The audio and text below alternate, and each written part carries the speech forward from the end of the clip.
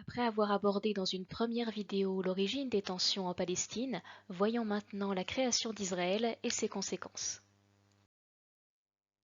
La création de l'État d'Israël maintenant est la première guerre israélo-arabe.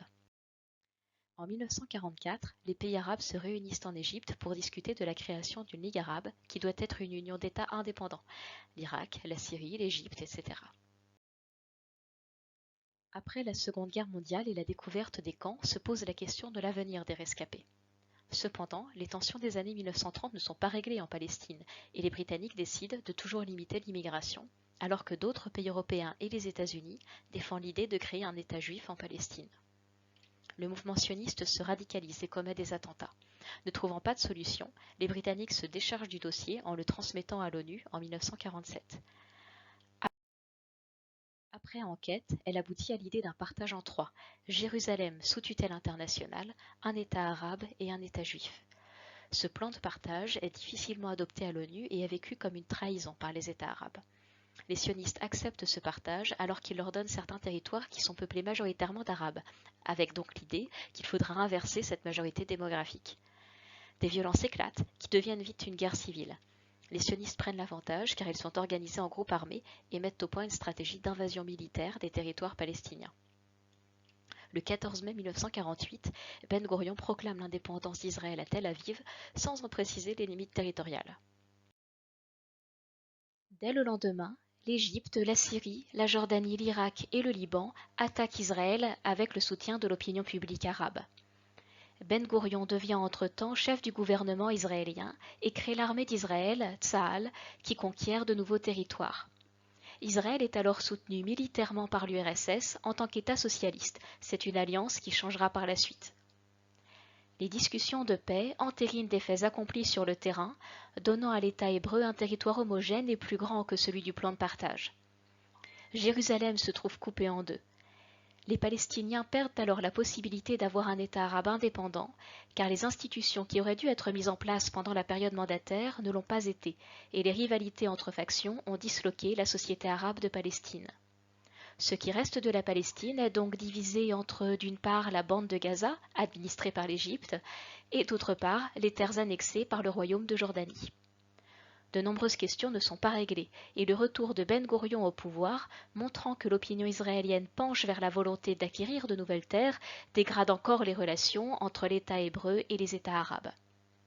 Quelques attaques dans les années qui suivent, menées par Israël, confirment ces volontés expansionnistes d'Israël. La question de l'eau achève enfin d'envenimer les relations. Les stations de pompage installées sont concurrentes avec l'approvisionnement en eau de la Jordanie notamment. Donc pour faire un point sur cette première guerre, il est important de s'attarder sur la question démographique et les déplacements de population. Pendant ce premier conflit, des massacres ont lieu et certains villages sont entièrement détruits comme Deir Yassin. Il entraîne un départ massif de population vers les pays voisins ou ailleurs en Palestine pour échapper aux exactions israéliennes. Ce départ massif est ce que les Palestiniens appellent la Nakba, la catastrophe. L'idée d'un transfert de population de manière à avoir une majorité juive sur place était déjà présente chez les sionistes avant le début du conflit. Le gouvernement israélien a toujours prétendu que le départ des réfugiés était une conséquence non calculée des événements, mais les nouveaux historiens israéliens ont démontré que cette idée d'un transfert était bien présente dans l'esprit des dirigeants. L'ONU décide de créer l'UNRWA, qui prend en charge les besoins quotidiens des réfugiés palestiniens. Le statut de réfugié se transmet ensuite de génération en génération. Une résolution de l'ONU affirme le droit au retour et à la compensation pour les réfugiés palestiniens dès 1948. Ce droit est également accepté par Israël dans plusieurs traités de paix, mais jamais appliqué. L'UNRWA s'occupe toujours ainsi d'environ 5 millions de réfugiés palestiniens aujourd'hui. Aujourd'hui encore, des marches ont lieu pour demander l'application de ce droit au retour.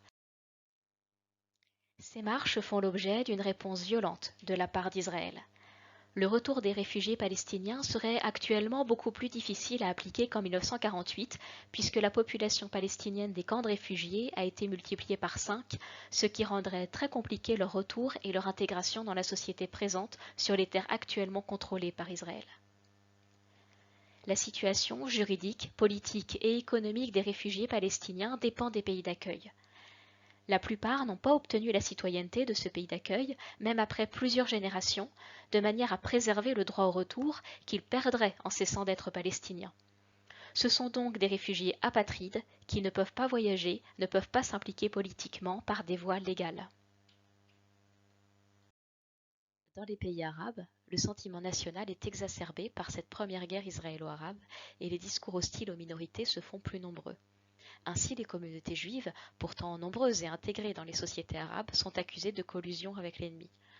Pour fuir ces persécutions, bien plus que par conviction idéologique, de nombreux juifs migrent vers Israël. 100 000 personnes quittent par exemple l'Irak en raison d'une législation antisioniste qui les cible. La population d'Israël connaît ainsi un fort taux de croissance, car ces migrations internes à l'Orient s'ajoutent à celles venues d'Europe, à savoir une croissance de plus de 20% par an. Cependant, l'intégration des Juifs venus des pays arabes ou historiquement présents en Palestine avec les Juifs venus d'Europe peut être difficile.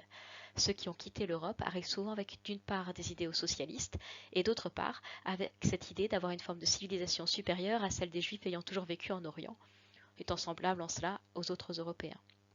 Les guerres suivantes entraînent de nouvelles vagues de réfugiés. Ainsi, celle de 1967 est une telle humiliation que de nombreux Arabes confondent dans leur ressentiment sionistes et juifs. La crise du canal de Suez maintenant et ses conséquences. Quand le président égyptien Nasser nationalise le canal de Suez, les Français et les Britanniques souhaitent en reprendre le contrôle. Ils ne déclarent cependant pas la guerre, préférant se rapprocher secrètement des Israéliens. Il est convenu que ces derniers attaqueront l'Égypte dans leur volonté d'expansion et que la France et la Grande-Bretagne saisiraient ce prétexte pour intervenir au nom du maintien de la paix. Si la France et la Grande-Bretagne sont sommées de cesser cette intervention militaire par l'URSS et les États-Unis, la position d'Israël s'est quant à elle consolidée sur le Sinaï pendant le conflit. La guerre des 6 jours. La Palestine devient un point de focalisation de la compétition des dirigeants arabes entre eux. Ainsi, en 1964, l'Organisation de libération de la Palestine est-elle créée sur proposition de Nasser, car il espère ainsi étendre son contrôle. À cette époque s'affirme une nouvelle génération qui veut s'engager dans le combat contre Israël. Parmi eux, le Palestinien Yasser Arafat, qui crée une organisation qui devient le Fatah en 1959 et dont la branche armée mène des opérations de sabotage en Israël. La situation est très tendue en 1967. D'abord en raison du début du chantier de détournement des eaux du Jourdain voulu par les États arabes et dénoncé par Israël. En effet, Israël en avait déjà détourné les eaux et mène des attaques depuis 1966 pour empêcher les travaux. Par ailleurs, des opérations commando sont menées par des Palestiniens et font l'objet de représailles israéliennes. De plus, l'OLP appelle à la destruction de l'État hébreu dans l'espoir de rallier des jeunes et donc de mettre fin à la concurrence des différents mouvements palestiniens. En outre, la Jordanie rompt avec l'OLP et enfin, l'armée palestinienne reçoit un soutien de la part du nouveau parti qui vient d'arriver au pouvoir en Syrie, le parti Baas.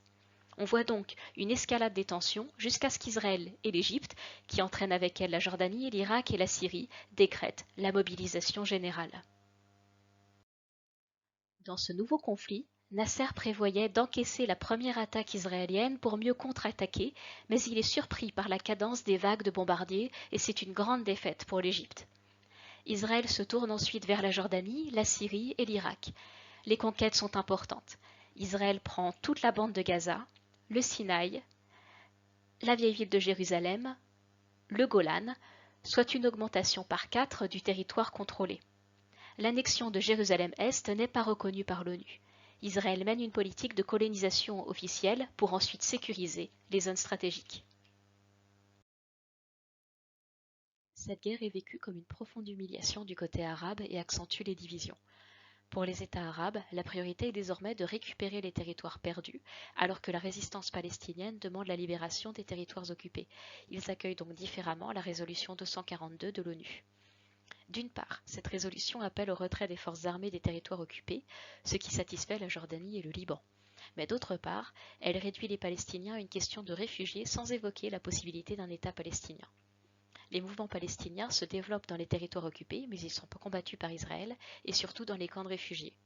Ces mouvements intègrent l'OLP en 1968 et Yasser Arafat est élu à sa tête. Une stratégie de guerre populaire s'impose alors dans des cycles opérations commando, représailles. Elle s'accompagne du développement d'un terrorisme palestinien international à travers notamment la piraterie aérienne, les prises d'otages, les assassinats. Lors d'un nouveau sommet arabe, ces États réaffirment leur position commune vis-à-vis d'Israël. Pas de reconnaissance, pas de négociation, pas de réconciliation envisageable et l'affirmation des droits du peuple palestinien. Pour préparer la reconquête du Sinaï, Nasser se lance dans une guerre d'usure à partir de 1968 dans le but de fatiguer l'ennemi, de rendre confiance aux Égyptiens et de pousser à des négociations diplomatiques internationales. Et en effet, les États-Unis proposent un plan accepté par Nasser, puis par la Jordanie et enfin par Israël, qui prévoit entre autres l'ouverture de négociations sur la base de la résolution 242. Le fait de se baser sur cette résolution inquiète les Palestiniens, qui craignent que la question de leur indépendance ne soit oubliée au profit de la seule récupération des territoires perdus par l'Égypte et la Jordanie. C'est pourquoi des affrontements éclatent entre l'armée jordanienne et les commandos palestiniens en août 1970. La Jordanie lance des offensives contre les bases de l'OLP. Cette guerre civile palestino-jordanienne dure 10 jours, que l'on surnomme Septembre noir. Un compromis est trouvé, mais il y a un grand nombre de morts, dont les civils, qui ont péri dans les bombardements des camps. La Jordanie obtient le désarmement des camps palestiniens pour reprendre le contrôle du pays. Les combattants palestiniens se réfugient au Liban, où se trouvaient déjà quelques bases. Le Liban est divisé sur la place à donner aux Palestiniens. On accorde finalement un droit pour la résistance de développer ses activités dans le sud du pays. Ainsi, au lendemain de Septembre noir, un quart de la population du Liban est palestinienne. C'est la fin de cette deuxième partie. Une troisième partie nous permettra de présenter les tensions depuis la guerre du Kippour jusqu'à nos jours.